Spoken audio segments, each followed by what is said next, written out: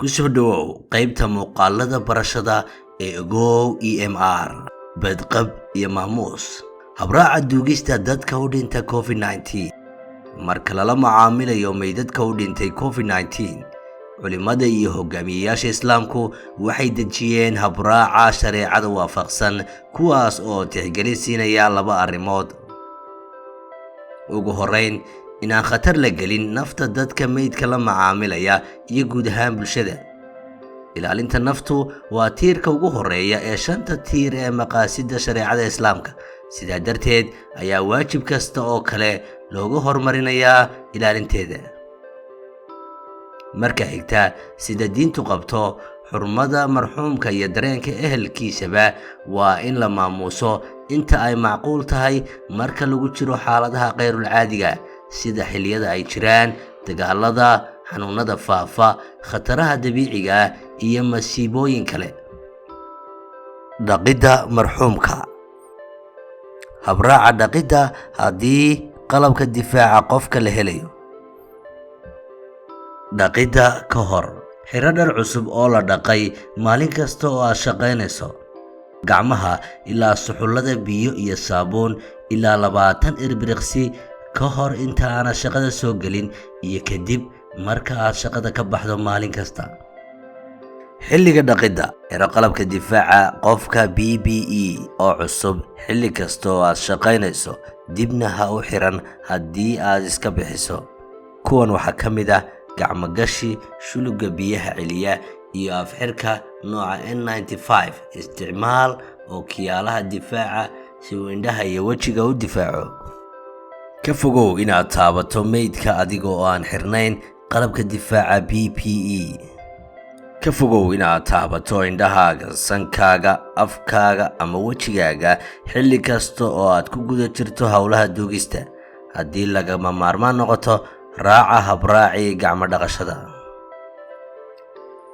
raaca talooyinka kala fogaanshaha u jirta 6 tallaabo ama 2 mitir dadka oo dhan xilli kasta qofna ha salaamin hab ha siin ha dhunkan jirkiinuna yuusan istaaban isticmaal qolka ugu weyn ee macquulka adigoo ku qaabilaya dadka ugu yar kuna bixinaya wakhtiga ugu yar ee loo baahan yahay si loo yareeyo faafidda fayraska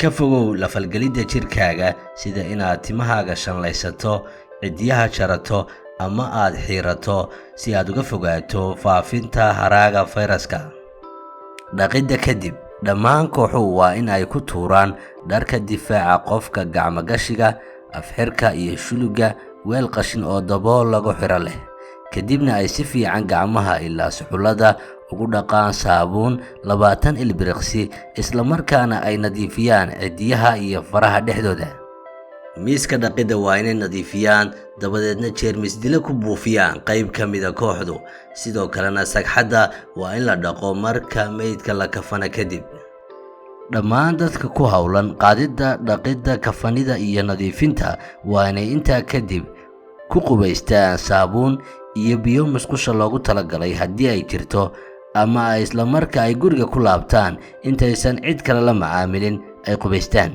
qofku waa inuu toos gurigiisa u aado oo uusan meel kale ku leexan haddii uusan qubaysan dharkooda waa inay kula ridaan qasaalada biyo kulul iyo saabuun markay guriga yimaadaan habraaca dhaqidda haddii aan la heli karin qalabka difaaca PPE howlaha duugista meydka caadi ayaa loo samayn karaa haddii uusan jirin xanuun ku faafaya haddii uusan jirin qalabka difaaca qofka saamaynta dhaqistii caadiga ahayd oo ay ka mid tahay xoqidda jirka meydka waxay gudbin kartaa xanuunka arrintu markay sidan tahay waxaa ku filan kaliya in biyo lagu bilbilo iyadoo loo jiro masaafo dhan 6 tallaabo ama 2 mitir isla markaana aan la taabanayn meydka sidoo kale meydka waxaa la duugi karaa iyadoo aan la dhaqin kafanida aragtida meydka waxaa loo ogol yahay qoyska kaliya waqti xadidan dhammaan dadka ka qaybgalaya waa inay ka hor iyo kadibba gacmaha dhaqdaan kadibna qubaystaan aragtidu waa inay ahaato mid gaar ah casuumaduna kaliya qoyska ku ekaataa dadka kale ee doonaya inay tacsiyadeeyaan waa inay isticmaalaan taleefan ama xiriirada kale ee macquulka ah. dadka booqanaya meydka waa inay noqdaan keliya qoyskiisa inta ugu dhow. qoysku waa inaysan taaban, habsiin ama dhunkan meel ka mid ah jirka meydka. qofkii qoyska ka mid ah ee leh calaamadaha COVID-19 ama la kulmay qof leh calaamadahaas waa inuusan ka qaybgelin aragtida. aaladaha kale ee la isku arko ayaa lagu caawin karaa qoysaska xaaladahaas ku sugan. carruurta, waayeelka, dadka qaba xanuunada ku raagay iyo dadka difaaca jirkooda hooseeyo kama qaybgeli karaan aragtida. qolka aragtida waa in la nadiifiyaa, jeermis dilana lagu buufiyaa. janaasada. dhammaan dadka ka qaybgelaya salaada janaasada waa inay ka hor iyo kadib gacmaha dhaqdaan kadibna qubaystaan. janaasadu waa inay ahaato mid gaar ah, qoyska keliyana ku ekaato. dadka kale ee doonaya inay tacsiyadeeyaan waa inay isticmaalaan taleefan ama xiriirada kale ee macquulka ah. dadka booqanaya meydka waa inay noqdaan keliya qoyskiisa inta ugu dhow. abraacyada difaaca iyo kala fogaanshaha waa in la ilaaliyo inta lagu jiro janaasada. kasoo qaybgalayaashu waa inay xirtaan afxir, ilaaliyaan kala fogaanshaha ugu yaraan 2 mitir xilli kasta. kasoo qaybgalayaasha looma ogola inay istaabtaan, hab isa siiyaan ama isdhunkadaan. qofkii qoyska ka mid ah ee leh calaamadaha COVID-19 ama la kulmay qof leh calaamadahaas waa inuusan ka qaybgelin janaasada ama isku imaatinka. aaladaha kale ee la isku arko ayaa lagu caawin karaa qoysaska xaaladaha ku sugan. carruurta, waayeelka, dadka qaba xanuunada ku raagay iyo dadka difaaca jirkooda hooseeyo kama qaybgeli karaan janaasada. dhimashooyinka cusbitaalada iyo guryaha ee uu dhaliyay COVID-19. ku dhimashada cusbitaalka. dhaqidda. howlwadeenno caafimaad oo isugu jira rag iyo dumar ayaa ka howlgelaya cusbitaalka si ay u dhaqaan meydka iyaga oo raacaya talooyinka ay ka helaan culimada. kafanida. howlwadeenno caafimaad oo isugu jira rag iyo dumar ayaa ka howlgelaya cusbitaalka si ay u diyaariyaan meydka iyaga oo raacaya talooyinka ay ka helaan culimada. aragtida. wax aragti oo macquuli ma jirayso. qaadida. qaraabada ma qaadi karaan meydka, waxaana toos loogu qaadayaa qabriga. ma jirto xaafad ama masaajid lasii marinayo. qaadidda waxaa samaynaya rag howlwadeenno caafimaad ah ama kooxo culimo ah oo loo tababaray kuna tukanaya janaasada. waxay xiran doonaan qalabka difaaca. sidoo kale gaariga waa la buufinayaa si loo nadiifiyo. duugista. koox u tababaran oo culimo ah ayaa salaada janaasada dujinaya. kasoo qaybgalayaasha duugista waa la xadidayaa, kala fogaanshahana waa la ilaalinayaa. ku dhimashada guriga.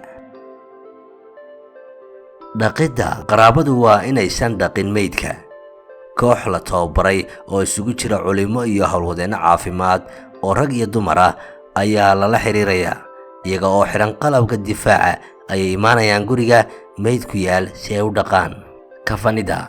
kooxaha la tababaray ee isugu jira culimada iyo howlwadeennada caafimaad ayaa qabanaya hawsha diyaarinta meydka. aragtida. aragtida waa la xadidayaa, kala fogaanshahana waa la ilaalinayaa. qoyska looma ogola inay taabtaan, habsiiyaan ama dhunkadaan meydka ama dhexdoodaba. qaadidda. waxaa qaadaya meydka kooxa la tababaray oo culimo iyo howlwadeenno caafimaad isugu jira. meydka lama geyn karo masaajid, waxaa toos loogu qaadayaa qabriga. duugista. koox u tababaran oo culimo ayaa salaada janaasada ku tukanaya. kasoo qaybgalayaasha duugista waa la xadidayaa, kala fogaanshahana waa la ilaalinayaa.